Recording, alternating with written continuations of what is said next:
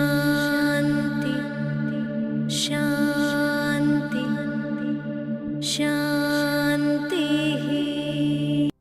महर्षि दयानंद सरस्वती द्विजन्म अवसर पर श्रीवत्स गोरक्षाश्रम के माध्यम से तनरड़ा भंजानगर में 200 कुंडीय वैदिक विश्व शांति महायज्ञ पालन किया गया है। सोचो उस स्थान और उस स्थान का वायुमंडल कितना स्वच्छ और कितना पवित्र हो गया होगा। भारतीय संस्कृति का आधार वैदिक युग रहा है। उसका मूल स्रोत वेद है।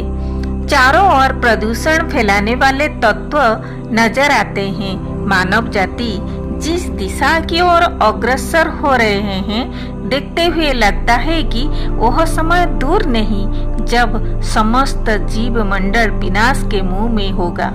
इस धरती पर जीवित रहने के लिए वायु का होना अनिवार्य है। सांस हमारा जीवन का आधार है। भारत में हर साल लगभग 13 लाख मौत का कारण वायु प्रदूषण होता है। इस प्रदूषण को यज्ञ के माध्यम से कम किया जा सकता है। यज्ञ रोग निवारण करके वातावरण को प्रदूषण से मुक्त करके स्वस्थ रहने में सहायक होता है।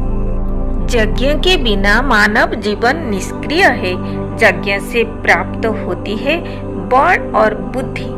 यज्ञ के माध्यम से आंतरिक, बाह्य और मानसिक शुद्धि भी होती है।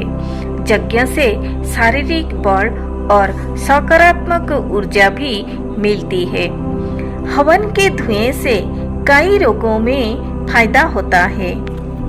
यज्ञ एक भावपूर्ण सरिता की गंगा है, जिसमें अवगाहन करने से चित्त के समस्त विकार दुर्भावनाएं समाप्त हो जाती है। वेदों में कहा गया है, अग्निहोत्र औषधि का कार्य संपन्न करता है। अग्नि कृणतु भेषजम। अग्निहोत्र से शरीर की कमजोरी दूर होती है।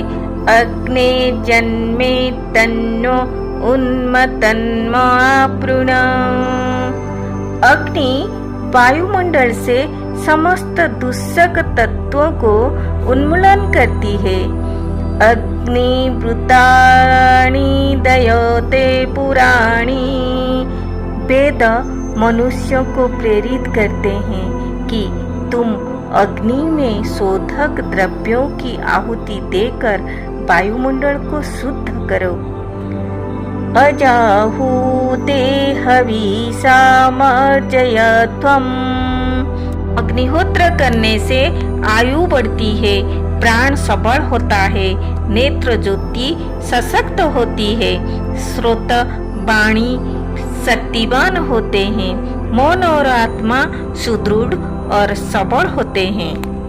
अथर्ववेद में वायु, जल आदि शुद्धि के लिए अग्नि में गोघृत आहुति देने से संभव होता है। अग्नि में डाली गई घृत की हबी वायुमंडल के प्रदूषण को दूर करके उसे स्वच्छ, सुरक्षित, रोगमुक्त वायु में परिणत कर देती है।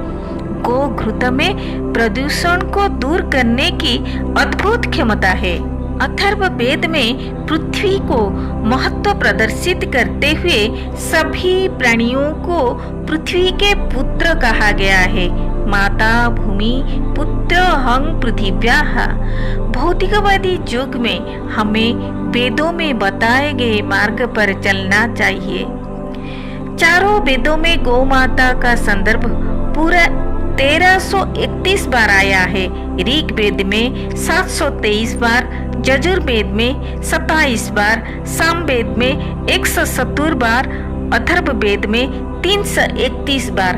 इन वेद मंत्रों में गौ माता की महत्ता, उपयोगिता, वात्सल्य, करुणा और गो रक्षा का उपाय तथा गो से प्राप्त अमृत पदार्थों का उपयोग और लाभ का वर्णन है। अतः गाय को यज्ञपति कहलाते हैं। यज्ञ में घृत आहुति देने से वायु के माध्यम से अनेक प्राणियों तक पहुंच जाता है। यज्ञ का संपूर्ण वर्णन वेदों में मिलता है।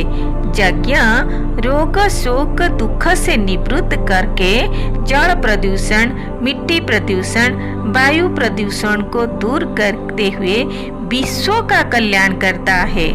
कहा जाता है कि 10 ग्राम देसी गोमाता के घी एक व्यक्ति को खाने से सिर्फ उसको ही पुष्टि मिलता है, लेकिन 10 ग्राम देसी घी से अग्निहोत्र करने से 1 टन ऑक्सीजन उत्पन्न हो जाता है।